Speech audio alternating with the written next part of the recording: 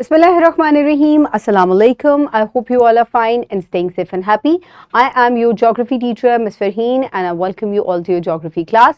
So, my dear students, जैसा कि आप जानते हैं कि अर्थ जो है ये मिलियंस ऑफ ईयर्स से चेंज होता जा रहा है. किस तरीके से चेंज हो रहा है कि एक सुपर कॉन्टिनेंट था और इसके अलावा ड्रिफ्टिंग स्टार्ट हुई उसके अंदर because of the movement of plate tectonics. ये तमाम चीज़ें आप प्रीवियस लेक्चर में पढ़ चुके हैं और इसकी मूवमेंट की वजह से जो है वो they keep on moving.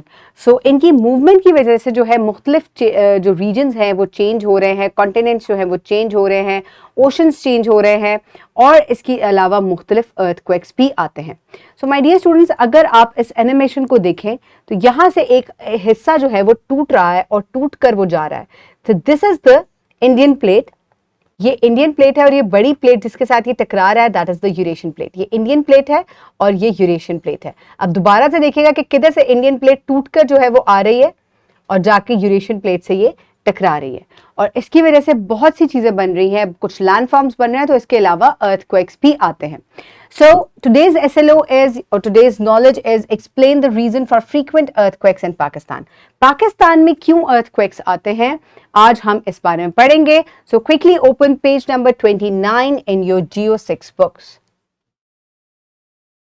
I hope everybody has opened the page. So now let's quickly move forward towards today's lesson, earthquakes in Pakistan. So this is an overview of the affected areas. उनको भी हम देखेंगे, reasons क्या हैं उनके बारे में भी हम study करेंगे. So my dear students, सबसे पहले आपको fault lines के बारे में पता होना चाहिए. So Pakistan experiences earthquakes because it is located in an area where two big plates, Indian and Eurasian plates, collide. As these plates push against each other, stress buildups along this fault line. अब fault line क्या है?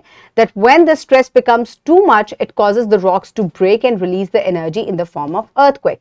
So क्या होता है कि जो fractures होते हैं अर्थ के अंदर या along the plates, वहाँ क्या होता है कि जब दो प्लेट्स कोलाइड करती हैं तो उनकी कोलिजन की वजह से इन फॉल्ट लाइंस पे बहुत ज़्यादा जो है वो प्रेशर इकट्ठा हो जाता है और जब ये प्रेशर रिलीज होता है तो उसकी वजह से अर्थक्वेक्स आते हैं. सो एक तो ये रीज़न हो गया. इसके अलावा अफेक्टेड एरियाज कौन कौन से हैं? So the areas that experience the earthquakes are Balochistan. सबसे ज़्यादा अर्थक्वेक्स यहाँ पर आते हैं. इसके अलावा Khyber Pakhtunkhwa, Gilgit Baltistan. So these are located on the southern edge of Eurasian plate. Sindh, Punjab and Azad Kashmir and Kashmir are located on the northwestern edge of the Indian plate. So अगर हम यहाँ देखें तो ये जो है वो यहाँ पर यूरेशियन प्लेट जो है वो मौजूद है. ठीक है. सो अगर हम इस चीज़ को देखें तो बलूचिस्तान, खैबर पख्तूनख्वा, ये इस तरफ जो है वो अभी भी आपकी जो है वो यूरेशियन प्लेट इस तरीके से मौजूद है और ये जो है ये इंडियन प्लेट का हिस्सा है पाकिस्तान. तो इस हिस्से में जो है वो क्या मौजूद है? गिलगित बल्तिस्तान मौजूद है. इसके अलावा जो है वो आप पंजाब मौजूद है और कुछ हिस्सा सिंध का जो हिस्सा है वो मौजूद है. सो ये आपके इंडियन प्लेट पे मौजूद है. इसके अलावा बलूचिस्तान और जो आपका नॉर्दर्न एरिया है खैबर पख्तूनख्वा जो है they are present on the Eurasian plate. अब क्या होता है कि यहाँ पे जो है वो स्लाइडिंग हो रही है दो प्लेट्स के दरमियान में. They are sliding past each other और यहाँ जो है वो कोलिजन हो रही है. ठीक है.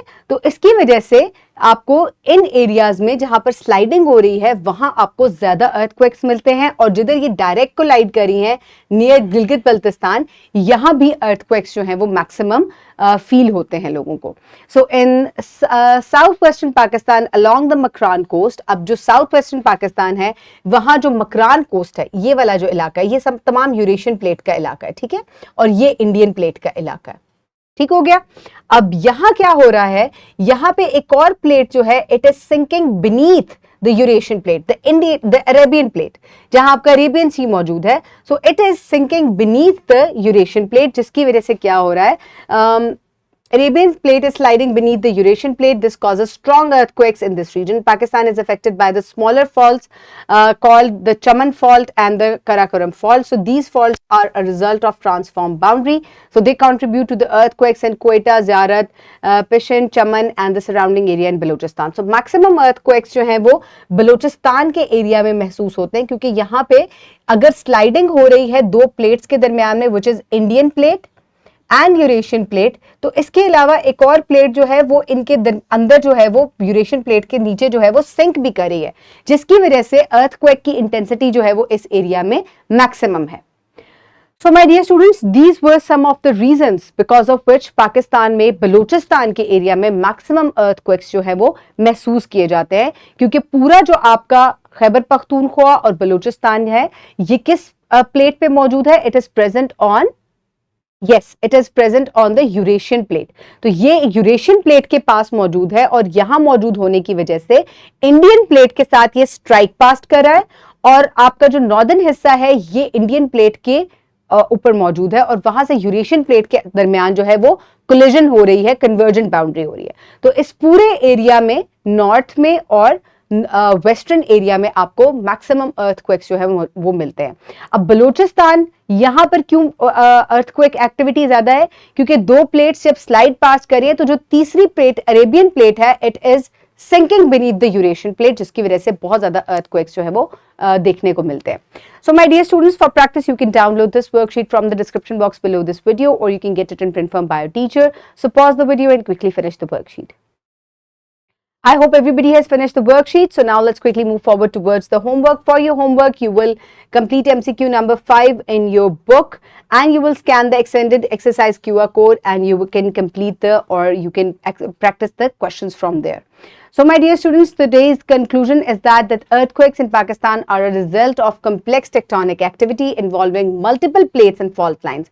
Understanding these causes helps in preparing for and mitigating the effects of these natural disasters.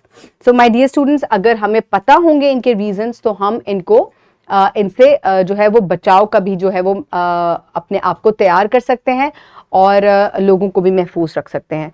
So my dear students, I hope you have enjoyed today's lecture. Keep everybody around you safe. Have a good day. Thank you so much and Allah Hafiz.